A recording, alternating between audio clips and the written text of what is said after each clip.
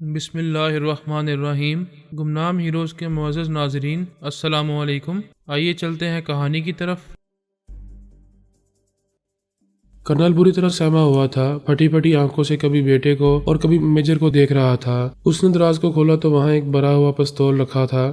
بے باک مومن کی مرضی کے مطابق ڈینی نے کہا، اس گھر کو ہتھیاروں سے خالی کر دیا گیا تھا، لیکن تم جہاں جہاں دیکھو گے وہاں کوئی نہ کوئی ہتھیار ضرور ملے گا، اور پھر ادھر ادھر دیکھنے کی ضرورت کیا ہے، ذرا میرے ڈیڈ کی بھی تو تلاشی لو۔ کرنل نے ہڑبڑا کر اپنے آپ کو ٹٹولا، پورے لباس پر ہاتھ پھیرتے ہی ایک دم سے چونک گیا۔ اندر ہاتھ ڈالا تو ایک چاقو برآمد ہوا۔ اس نے شدید حیرانی سے کہا، یہ میرے لباس میں کہاں سے آ گیا؟ میں نے اسے نہیں رکھا تھا، یہ کیسے آ گیا؟ میجر نے اس کے ہاتھ سے چاقو لیتے ہوئے کہا، آپ آرام سے یہاں بیٹھ جائیں، بات اچھی طرح سمجھ میں آ گئی ہے۔ وہ ایک کرسی پر بیٹھتے ہوئے بولا، کیا بات سمجھ میں آئی ہے؟ یہی کہ وہ ہمارے حفاظتی انتظامات کا مذاق اڑا رہا ہے۔ باہر ہم نے مسلح گارڈز کا سخت پہرا رکھا ہے، اس مکان کو ہتھیاروں سے خالی کر دیا تھا، اس کے باوجود وہ آپ دونوں کے اندر آتا رہا تھا اور غائب دماغ بنا کر آپ ہی کے ذریعے یہاں جگہ جگہ ہتھیار چھپاتا رہا تھا، حتیٰ کہ آپ نے یہ چاقو خود اپنے لباس میں چھپایا اور آپ کو خبر بھی نہ ہو سکی۔ کرنل کو ہر طرف موت دکھائی دے رہی تھی۔ وہ بڑی بے بسی سے بولا، جب وہ ہمارے اندر آ سکتا ہے، ہمیں غائب دماغ بنا کر ہتھیار یہاں رکھ سکتا ہے، تو کسی بھی وقت بڑی آسانی سے مجھے مار سکتا تھا، پھر اس نے اب تک مجھے ہلاک کیوں نہیں کیا؟ وہ یہ ثابت کر رہا ہے کہ آپ کی زندگی اس کی ایک چٹکی میں ہے، وہ کسی بھی وقت آپ کو مسل سکتا ہے، لیکن ایسا نہیں کر رہا، صرف دہشت میں مبتلا کر رہا ہے۔ کرنل نے تائید میں ساری لا کر کہا، ہاں وہ مجھے مار ڈالتا تو میں فوراً ہی مر جاتا، لیکن وہ مجھے زندہ رکھ کر ذہنی اذیتیں دے رہا ہے، دھیرے دھیرے مارنا چاہتا ہے۔ بے باک نے پہلی بار ڈینی کے ذریعے کہا، ٹھیک سمجھے، مگر دیر سے سمجھے۔ اگر میں ایک طرف تمہاری جان کا دشمن ہوں تو دوسری طرف تمہاری بیٹی کا معالج اور محافظ بھی ہوں۔ وہ نہیں جانتی کہ جن لوگوں نے میری لاش کے چیچڑے اڑا دیے تھے ان سے انتقام لے رہا ہوں، لہٰذا آئندہ بھی اسے یہ بات نہ کہی جائے۔ وہ معصوم لڑکی مجھے اپنا مسیحا سمجھتی ہے، اسے یہی سمجھنا چاہیے۔ اگر تم چند گھنٹوں تک یا چند دنوں تک سانسیں لیتے رہنا چاہتے ہو تو اپنی بیٹی کو رہائی دو، وہ اب نارمل نہیں رہے گی، اس کی ذمہ داری مجھ پر ہے، وہ کسی کو نقصان نہیں پہنچائے گی، بس اس سے آگے کچھ نہیں کہوں گا، اب جا رہا ہوں۔ بے باک وہاں سے کرنل کی بیٹی کے پاس آ گیا، وہ اسی کا انتظار کر رہی تھی۔ اس نے اسے مخاطب کرتے ہوئے کہا، ہائی ڈیلائلا، میں اپنے وعدے کے مطابق آ گیا ہوں۔ وہ خوش ہو کر بولی، آئی لو یو مائی اینجل۔ ہاں مجھے فرشتہ کہو، دوست کہو، مگر بوائے فرینڈ نہ سمجھو۔ تمہیں اپنی یہودی قوم میں سے کسی جوان کو پسند کرنا ہے، اسے لائف پارٹنر بنانا ہے۔ وہ مسکرا کر بولی، اسی لیے میں تمہیں آئی لو یو کہہ رہی ہوں، تم بہت اچھے ہو، بہت اچھا مشورہ دے رہے ہو۔ تو پھر یہ بتاؤ، کیا تم نے کبھی کسی کو پسند کیا ہے، کسی کو اپنا آئیڈیل بنایا ہے؟ ہاں وہ ایک کروڑ پتی باپ کا اکلوتا بیٹا ہے، اس کے ساتھ میری زندگی سنور جائے گی، لیکن وہ بہت مغرور ہے، مجھے چاہتا تو ہے مگر کبھی خود مجھے فون نہیں کرتا، کہیں ملاقات نہیں کرتا۔ میں نے ہی ایک آدھ بار اسے فون کیا ہے اور ملاقات کی ہے، اس طرح میری انا کو ٹھیس پہنچتی رہی، پھر مجھے غصہ بھی آنے لگا تو میں نے اسے اپنے دل و دماغ سے نوچ کر پھینک دیا۔ میں نے تمہیں سمجھایا ہے، آئندہ غصہ نہیں کرو گی، خود پر قابو رکھو گی۔ ہاں میں وعدہ کرتی ہوں، اب غصہ نہیں کروں گی، تم بہت اچھے ہو، میں تمہاری ہر بات مانتی رہوں گی۔ دیکھو ڈیلائلا، میں تم پر کتنا بھروسہ کرتا ہوں، میں نے بڑے اعتماد سے تمہاری فیملی کو کہا ہے کہ آئندہ تم اب نارمل نہیں رہو گی، تمہیں رہا کر دیا جائے، میں نے یہ ذمہ داری لی ہے کہ تم کبھی کسی کو نقصان نہیں پہنچاؤ گی۔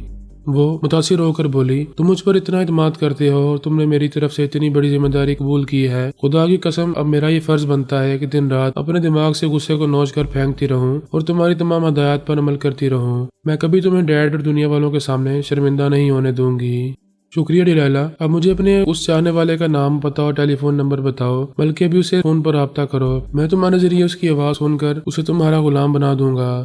وہ خوش ہو کر فوراً ہی فون پر اسے رابطہ کرنے لگی۔ اس کا نام دانیال موزز تھا۔ بے باک اس کی آواز سنتے ہی اس کے اندر پہنچ کر خیالات پڑھنے لگا۔ پتہ چلا وہ ڈیلائلا کو بہت چاہتا ہے، لیکن ذرا مغرور ہے، محبت کے معاملے میں کبھی پہل نہیں کرتا، یہی چاہتا ہے کہ ہمیشہ ڈیلائلا کی طرف سے پہل ہوا کرے۔ وہ فون پر شکایت کرنے لگی، کیا دنیا والوں کی طرح کیا تم نے بھی مجھے اب نارمل سمجھ لیا ہے؟ کیا اسی لیے تم نے کبھی فون پر میری خیریت نہیں پوچھی؟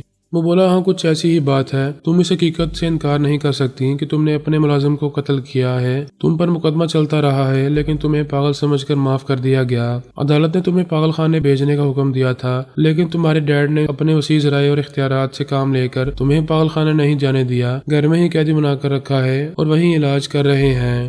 کیا ابھی میری باتوں سے تمہیں اندازہ نہیں ہو رہا ہے کہ میرا علاج ہو چکا ہے، میں نارمل ہو گئی ہوں؟ دانیال نے بیبا کی مرضی کے مطابق کہا، ہاں اتنے عرصے کے بعد تمہاری آواز سن کر خوشی ہو رہی ہے، ایسا لگ رہا ہے جیسے میری ڈیلیلا مجھے واپس ملنے والی ہے۔ وہ خوش ہو کر بولی، میں ایک ہی شرط پر تمہیں ہمیشہ کے لیے مل سکتی ہوں، اور وہ شرط یہ ہے کہ تم کبھی مجھے غصہ نہ دلاؤ۔ ڈاکٹر نے کہا ہے غصہ ہی میری کمزوری ہے، اب رفتہ رفتہ یہ کمزوری بھی دور ہوتی جا رہی ہے۔ میں تم سے یہی توقع کرتی ہوں کہ آئندہ تم کبھی کوئی ایسی بات نہیں کرو گے جو مجھے مشتعل کر دے۔ میں وعدہ کرتا ہوں آئندہ حالات کے مطابق تمہارے مزاج کو سمجھتے ہوئے تم سے باتیں کروں گا اور تمہاری باتیں مانتا رہوں گا۔ وہ سن رہی تھی اور خوش ہو رہی تھی۔ بے باک دانیال کے دماغ میں جم کر بیٹھ گیا تھا، اسے دماغی طور پر ڈیلیلا کی طرف مائل کرتا جا رہا تھا۔ اس نے سوچ لیا تھا کہ آئندہ بھی دانیال کے اندر آ کر اسے پوری طرح اس کا دیوانہ بنا دے گا۔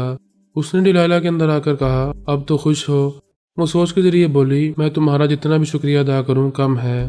ابھی شکریہ ادا نہ کرو، اس سے باتیں کرتی رہو، میں جا رہا ہوں، پھر کسی وقت آؤں گا۔ وہ کرنل سے انتقام لینے گیا تھا، اسے تو وہ جب چاہتا ایک چٹکی میں مسل دیتا، لیکن اس نے دشمنی کو عارضی طور پر ملتوی کر دیا تھا۔ اس کی بیٹی سے دوستی کر رہا تھا، وہ ایک ہی دن میں پوری طرح نارمل نہیں ہو سکتی تھی۔ رفتہ رفتہ اس کے دماغ سے غصہ کم ہونے والا تھا، اس کی کمزوری دور کرنے میں کچھ وقت لگنے والا تھا۔ بے باک نے یہ طے کر لیا تھا کہ وقتاً فوقتاً اس کے پاس جاتا رہے گا اور اس کا علاج کرتا رہے گا۔ برین ماسٹر اپنے اکلوتے بیٹے کے لیے بہت زیادہ مصروف ہو گیا تھا، لیکن ان مصروفیات کے دوران یہ بات ذہن میں تھی کہ آئندہ بھی اسے ایک پراسرار برین ماسٹر کی حیثیت سے اپنی داغ جمائے رکھنا ہے، کبھی دشمنوں سے کمزور نہیں پڑنا ہے۔ اس کے لیے لازمی تھا کہ زیادہ سے زیادہ ٹیلی پیتھی جاننے والوں کو اپنا تابعدار بناتا رہتا۔ اس مقصد کے لیے وہ بابر کو بہت پہلے ہی اپنا تابعدار بنا چکا تھا۔ اس کے بعد وہ 3 امریکی ٹیلی پیتھی جاننے والے تھے جو کوما میں پڑے ہوئے تھے۔ امریکی ٹیلی پیتھی جاننے والوں نے ان تینوں کے دماغوں کو لاک کر کے مختلف پناہ گاہوں میں پہنچا دیا تھا۔ ایسے وقت برین ماسٹر نے ان ٹیلی پیتھی جاننے والوں کو خوش فہمی میں مبتلا رکھا تھا، اور ان کوما میں رہنے والوں کے دماغوں کو لاک کرنے کے باوجود ان کے اندر آسانی سے آتا جاتا رہتا تھا۔ اسے یقین تھا کہ آئندہ وہ ان تینوں کو موقع پا کر وہاں سے نکال لائے گا اور اپنی کسی خفیہ پناہ گاہ میں پہنچا دے گا۔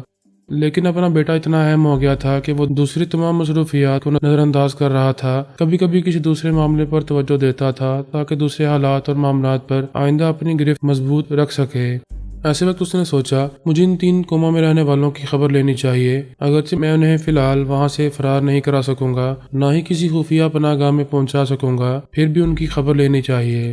یہ سوچتے ہی اس نے خیال خانے کی پرواز کی۔ ان تینوں میں سے ایک کے اندر پہنچا تو اس نے سانس روک لی، اس کی سوچ کی لہریں واپس آ گئیں۔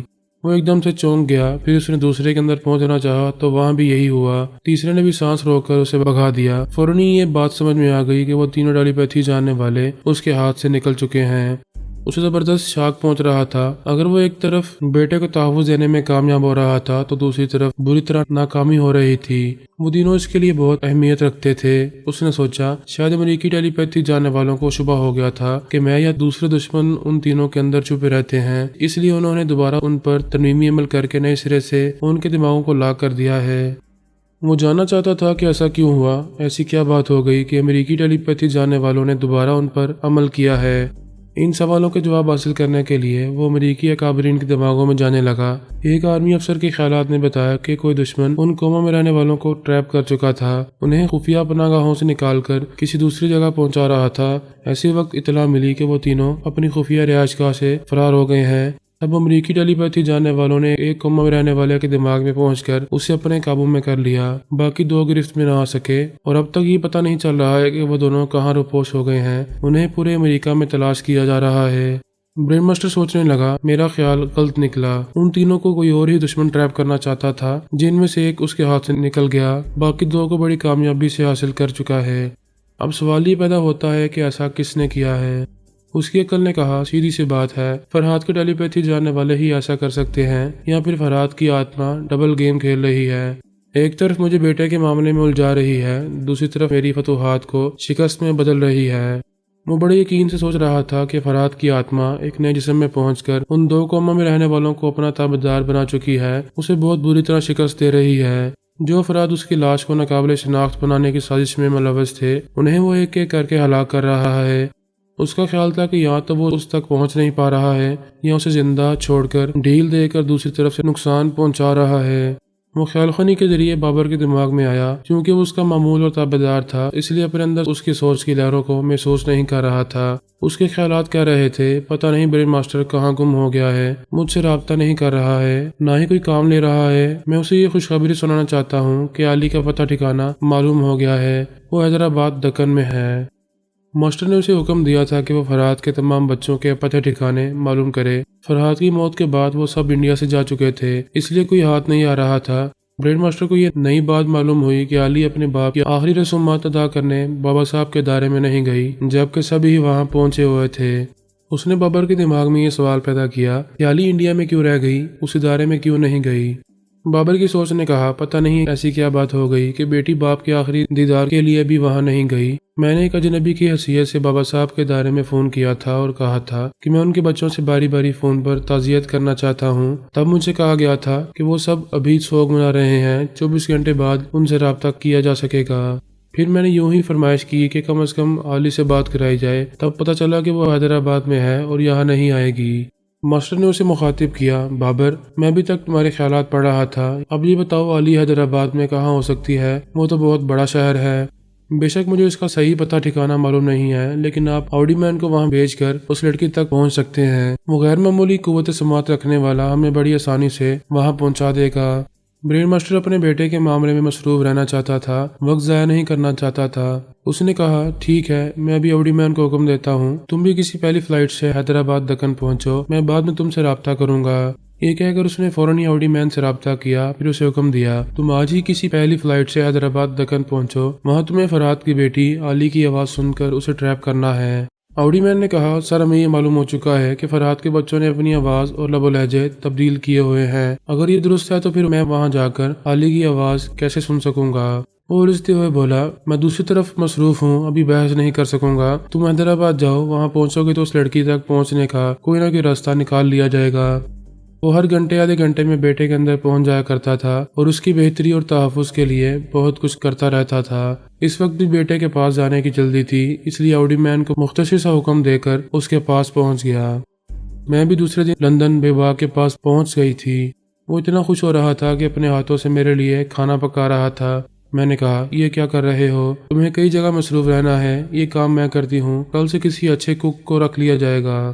یہ میری خواہش ہے کہ اپنے ہاتھوں سے پکا کر آپ کو کھلاؤں، اس لیے آپ اعتراض نہ کریں۔ جہاں تک مصروفیات کا تعلق ہے تو میں اسرائیلی آرمی کے اس افسر سے بڑی حد تک نمٹ چکا ہوں، اسے ذہنی اذیتوں میں مبتلا کر رہا ہوں اور اس کی بیٹی کا دماغی علاج بھی کر رہا ہوں۔ وہ ڈیلیلا اور اس کے باپ کرنل کے بارے میں بہت کچھ بتانے لگا۔ میں نے تمام باتیں سننے کے بعد خوش ہو کر کہا، میرا بیٹا بے باک مومن واقعی مومن ہے، دشمن کے بچوں سے دشمنی نہیں کرتا بلکہ ان کے ساتھ اچھا رویہ رکھتا ہے۔ میں نے اس کے پیشانی کو چومتے ہوئے پوچھا، اب اپنی اینا کے بارے میں بتاؤ، تمہارا عشق کہاں تک پہنچا؟ مجھ سے زیادہ تو وہ میری دیوانی ہو گئی ہے، دن رات میرے ہی بارے میں سوچتی رہتی ہے۔ میں نے اسے بڑے پیار سے گھورتے ہوئے کہا، میرے سامنے زیادہ باتیں نہ بناؤ اور جھوٹ نہ بولو، تم خیال خانی کے ذریعے اس کے اندر جاتے ہو اور اسے اپنی طرف مائل کرتے رہتے ہو، وہ بیچاری تو بری طرح سے تم پر عاشق ہو گئی ہے۔ اس نے ہنستے ہوئے کہا، یس ماما، پہلے تو میں نے یہی کیا تھا، اس کے دماغ میں جا کر اسے اپنی طرف مائل کرتا رہتا تھا، لیکن اب ایسا کچھ نہیں کرتا ہوں۔ بائی گاڈ، وہ دل کی گہرائیوں سے مجھے چاہنے لگی ہے۔ تم نے کہا تھا کہ ماسٹر تمہارے بارے میں کھوج لگا رہا ہے، بیٹی کے ذریعے تمہاری آواز سننا چاہتا ہے، اس سلسلے میں کیا ہو رہا ہے؟ میں کل سے اینا کی طرف رخ نہیں کر رہا ہوں، اس سے کترا رہا ہوں۔ یہ اندیشہ ہے کہ ماسٹر اس کے ذریعے میرے اندر پہنچے گا تو میں بے اختیار سانس روک لوں گا، اس سے وہ اندازہ کرے گا کہ میں عام انسانوں سے مختلف ہوں، یوگا کا ماہر ہوں، اور اگر میں نے اسے اندر آنے کی اجازت دی تو وہ میرے چور خیالات پڑھ کر میری اصلیت معلوم کر لے گا۔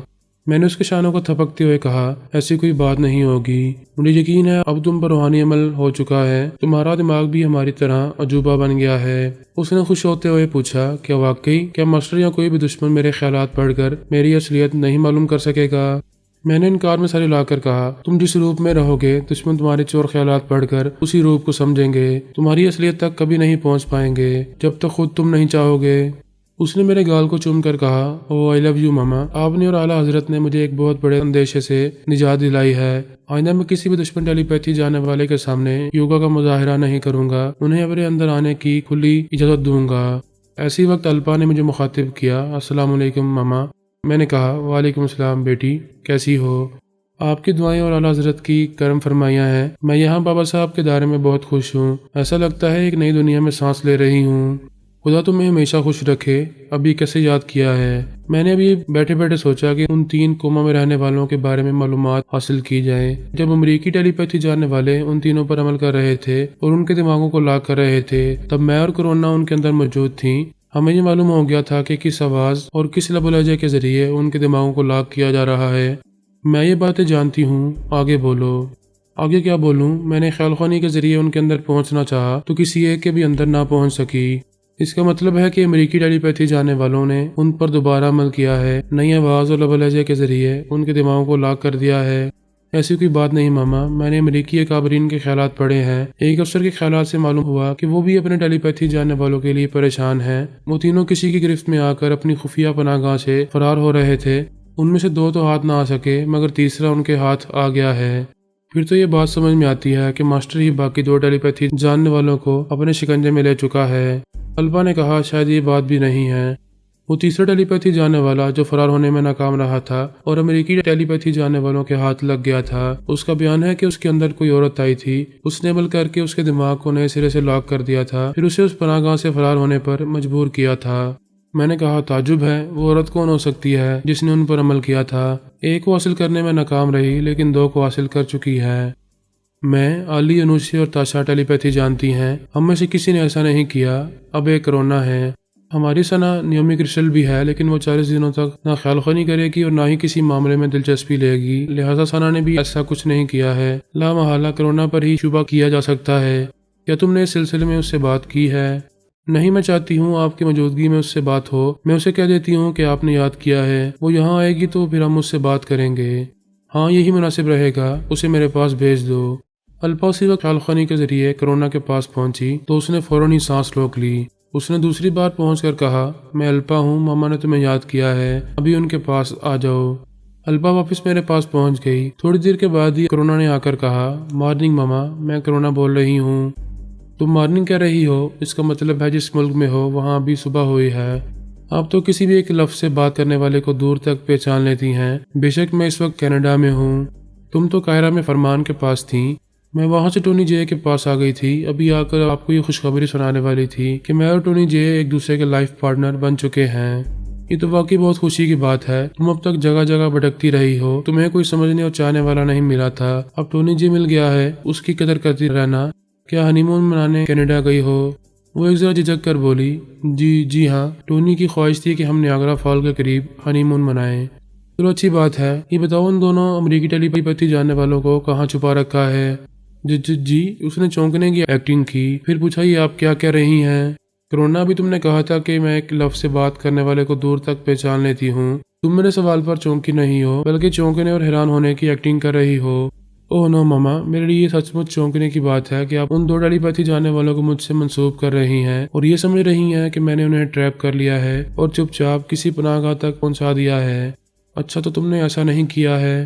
وہ پریشانی ظاہر کرتے ہوئے بولی میری تو سمجھ میں نہیں آ رہا ہے کہ آپ اس سلسلے میں مجھ پر شک کیوں کر رہی ہیں۔ میں تو ٹونی جے کے ساتھ اس طرح مگن ہوں کہ ان تینوں کی طرف دھیان بھی نہیں جا رہا ہے۔ ابھی آپ کی زبان سے یہ بات سن رہی ہوں۔ دیکھو کرونا، فرار نے تمہیں اپنی بیٹی بنایا تھا، کیا اس کی آنکھیں بند ہوتے ہی تم ہم سے غداری کرو گی؟ میری تو سمجھ میں نہیں آ رہا ہے کہ آپ مجھ پر کیوں شک کر رہی ہیں۔ کیا میرے خلاف آپ کے پاس کوئی ثبوت ہے؟ الپا ان ٹیلی پیتھی جاننے والوں کے اندر پہنچنا چاہتی تھی لیکن نہ پہنچ سکی۔ پتہ چلا کہ ان کے دماغوں کو دوسری بار ترمیمی عمل کے ذریعے لاک کیا گیا ہے۔ تو پھر امریکی ٹیلی پیتھی جاننے والوں نے ایسا کیا ہوگا۔ وہ بہت پریشان ہیں اور ہم پر شک کر رہے ہیں۔ وہ ہم پر کیوں شک کریں گے؟ کیا برین ماسٹر انہیں ٹریپ نہیں کر سکتا؟ انہیں اغوا کر کے کسی خفیہ پناہ گاہ میں پہنچا نہیں سکتا؟ نہیں، یہ ماسٹر نے بھی نہیں کیا ہے۔ آپ کیسے یقین سے کہہ سکتی ہیں؟ تم اس تیسری ٹیلی پیتھی جاننے والوں کو بول رہی ہو جو امریکی ٹیلی پیتھی جاننے والوں کی گرفت میں آ گیا ہے۔ اس نے بیان دیا ہے کہ اس پر ایک عورت نے عمل کیا تھا اور نئی آواز اور لب و لہجے کے ذریعے اس کے دماغ کو لاک کیا تھا۔ اب بتاؤ وہ عورت کون ہو سکتی ہے؟ ہماری دنیا میں کتنی ہی ٹیلی پیتھی جاننے والیاں ہیں؟ پوری دنیا میں نہیں، صرف ہماری فیملی اور بابا صاحب کے دائرے میں ہیں۔ کیونکہ فراد نے تمہیں بیٹی کہا تھا، اس لیے ہم تمہیں بھی اپنی فیملی میں شامل کرتے ہیں۔ وہ ذرا سوچ کر بولی جب امریکی ٹیلی پیتھی جاننے والے ان 3 قوموں میں رہنے والوں پر عمل کر رہے تھے اور نئی آواز اور لب و لہجے کے ذریعے ان کے دماغوں کو لاک کر رہے تھے تو اس وقت میرے ساتھ الپا بھی تھی۔ آپ صرف میرا محاسبہ کر رہی ہیں، کیا الپا ایسا نہیں کر سکتی؟ وہ کبھی ایسا نہیں کرے گی، ہم سے زیادہ اس کی نیت کو اعلیٰ حضرت جانتے ہیں۔ انہوں نے اس لیے الپا کو ادارے میں رہنے کی اجازت دی ہے کہ اب اس کے اندر جھوٹ اور دغا بازی نہیں ہے، یعنی میں جھوٹی اور دغا باز ہوں۔ تم سچ بولو یا ٹونی جے کو میرے پاس بھیجو، میں دیکھتی ہوں کہ وہ مجھ سے کیسے جھوٹ بولے گا۔ وہ ناگواری سے بولی، معاف کیجیے، جب میں جھوٹی اور دغا باز ہوں تو میرا شوہر بھی ایسا ہی ہوگا، آپ اس سے بات کرنے کی زحمت نہ کریں۔ یعنی تم اپنی اصلیت پر آ گئی، تمہیں جو عزت فرحات کی فیملی سے ملی تھی وہ راست نہیں آئی، جاؤ اور اپنے برے وقت کا انتظار کرو۔ وہ حقارت سے بولی، میرے برے وقت کی بات کر رہی ہیں جبکہ خود پہ یہ وقت آ چکا ہے۔ آپ فرحات کے بغیر کیا ہیں؟ مجھ سے ٹکرائیں گی تو معلوم ہوگا کہ شیر کے مرنے کے بعد شیرنی کی کمر ٹوٹ چکی ہے۔ آپ کے لیے نیک مشورہ یہی ہے کہ آخری عمر ہے، بابا صاحب کے ادارے میں بیٹھ کر کہیں کسی کونے میں جا کر اللہ اللہ کریں۔ جاتی ہوں یا سانس روک کر بھگا دوں؟ وہ کہہ کر چلی گئی۔